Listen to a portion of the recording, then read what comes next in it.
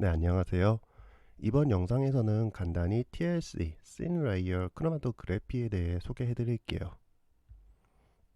다만 TLC에서 다루어야 되는 내용이 생각보다 많아 우선은 기본 활용법과 원리부터 소개하도록 하겠습니다. TLC 같은 평판 크로마토그래피, 플래너 크로마토그래피는 보통 다음과 같이 사용하는데요. 우선 분석할 시료를 준비하고 시료가 잘 녹는 용매 조건을 찾아 시료 용액을 준비합니다. 위의 경우엔 솔벤트 D가 가장 적합해 보이네요. 혹은 솔벤트 D를 중심으로 다른 용매들을 일정 비율 섞어서 사용해도 좋을 것 같고요.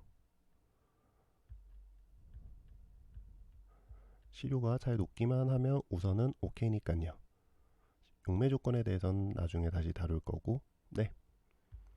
이렇게 이동상 조건을 정해 주셨으면 이동상을 TLC 전개조 디벨로핑 챔버에 미리 넣고 혹은 비커를 사용하셔도 상관없습니다.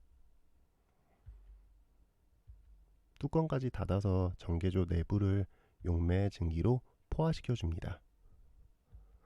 기다리는 동안 판에는 시작선을 긋고 시료를 소량 점적 후 간단히 말려주고요.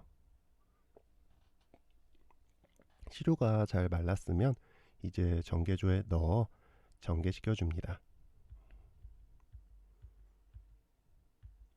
이동상이 충분히 전개되었으면 이동상의 최대 이동선을 긋고 건조시킵니다.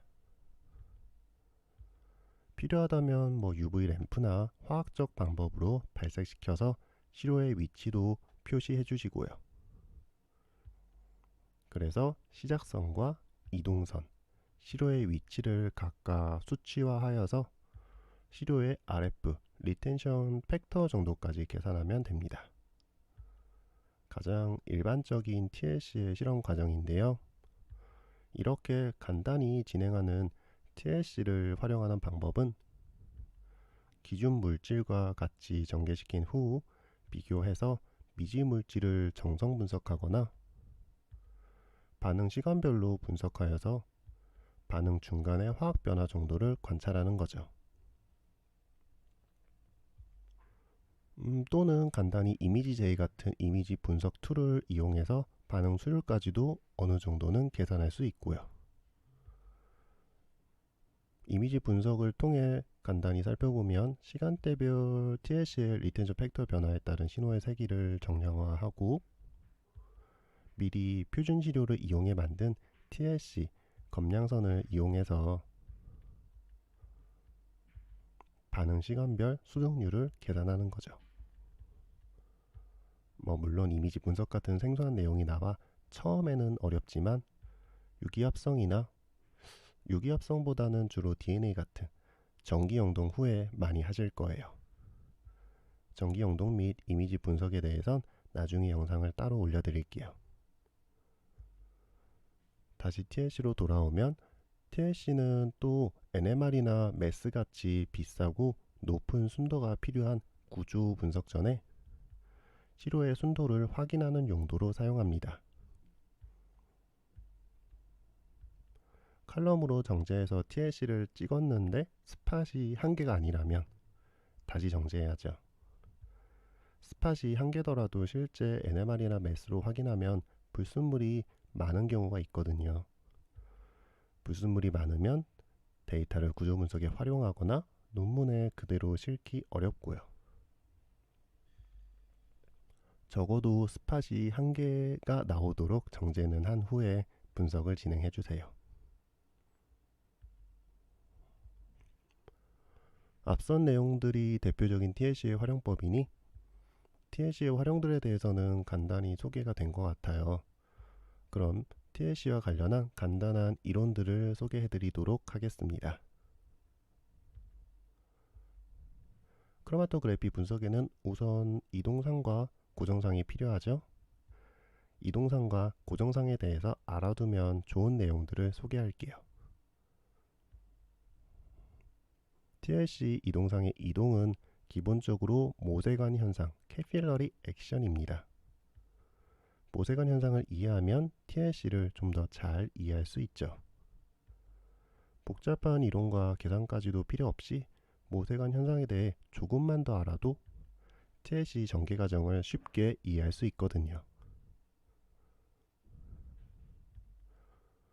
제 기억에는 보통 모세관 현상에 대해서 정지된 인식을 많이 가지고 있더라고요. 관이 좁으면 높이 올라간다 정도로요.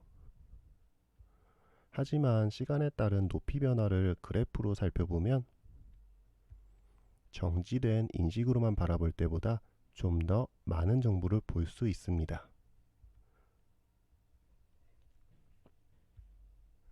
관이 좁을수록 용매가 높이 빠르게 올라가거든요. 그러니 일반적으로 TLC가 페이퍼보다 전개 속도가 빠릅니다. 실험실에서 자주 사용하는 TLC는 10에서 20 마이크로미터 정도의 직경을 가진 입자로 만들어졌지만 실험실에서 자주 사용하는 필터 페이퍼의 보유 입자경은 약 5에서 10 마이크로미터 정도거든요. 그러니 간단한 계산을 하면 10에서 20 마이크로미터 입자가 코팅된 TLC의 공급 간격은 약 2에서 5 마이크로미터이고 필터 페이퍼의 공급 간격은 보유 입자경과 비슷한 5에서 10 마이크로미터이니 TLC 상에서 이동상 전개 속도가 페이퍼에서 진행하는 것보다 빠른 거죠. HPTLC는 TLC보다 더 빠르게 전개되고요. 추가로 공급간 편차가 작은 TLC에서 이동상 이동 속도가 좀 더 일정하니 상대적으로 페이퍼보다는 균일한 이동상 조건을 걸어줄 수 있고 스팟도 좀 더 깨끗하게 나옵니다. 이동상의 이동 속도와 공급의 크기 간 관계도 이런 식으로 활용할 수 있으니 알아두면 유용하고요. 다만 모세관 현상에 따른 이동은 이동상인 용매에 큰 영향을 주며 이동상과 함께 이동하는 시료는 고정상의 표면적에 가장 큰 영향을 받습니다. 물론 시료별 이동상과 고정상에 대한 친화도는 잠깐 제외하고 살펴볼 때요. 간단히 소개하면 표면적은 크면 클수록 좋아요. 이유는 시료가 이동상과 고정상에 각각 머무르는 시간 또는 평형 농도에 따라 시료별로 차이가 발생해야 되는데 고정상의 표면적이 매우 작으면 그 차이가 잘 나타나지 않기 때문입니다. 간단히 고정상의 표면적과 분리능에 대해 잘 이해하시려면 풍선 터뜨리기 같은 디펜스 게임을 생각하면 좋을 것 같네요. 타워에서 풍선을 공격해 터뜨리는데 풍선의 HP별로 풍선이 터지는 위치가 다르게 나타나는 것을 일종의 리텐션 팩터라고 생각하면 좋을 것 같아요. HP가 정말 높으면 끝까지 안 터질 테고 HP가 정말 낮으면 초반부에 전부 터질 테니까요. 공급 간격이 작아 발생하는 요속의 증가는 풍선들의 이동 속도가 빨라지는 것과 비슷하겠고요. 다만 일반적인 조건에서 극단적인 경우 아니면 리텐션 팩터 자체는 크게 변하지 않습니다. 2배, 5배 속도를 빨라지게 하는 일이 쉽지가 않아서요. 극단적인 경우는 풍선을 그냥 통과시켜 버리지만요.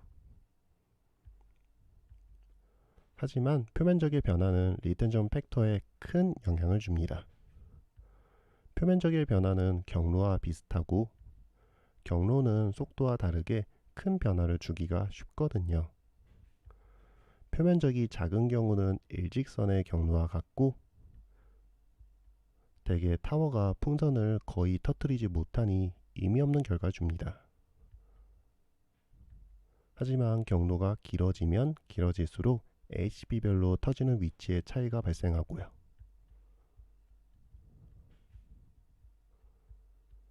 이러면 HP 값을 모르는 상태라도 어느 정도는 풍선들이 터지는 위치에서 대략적인 HP 값을 알 수 있죠.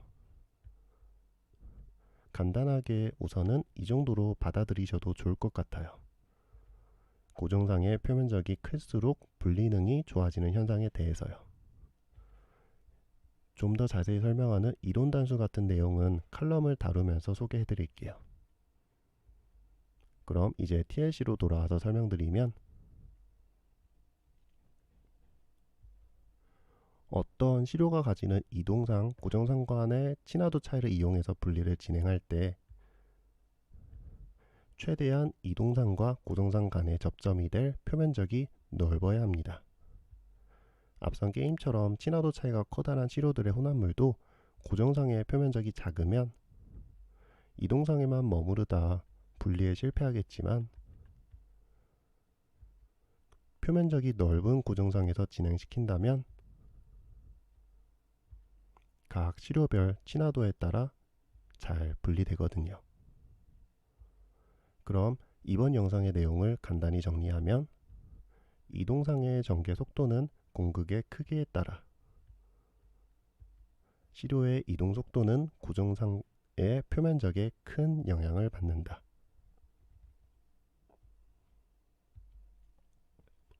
앞선 내용을 이해하셨으면 TLC에 대해 어느 정도는 큰 그림을 그리실 수 있으실 거예요.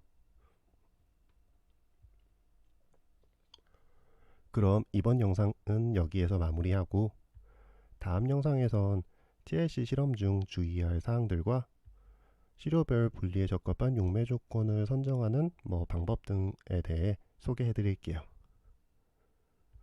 그럼 부족한 영상 시청해 주셔서 정말 감사합니다. 좀 더 도움이 되는 영상으로 찾아뵐게요.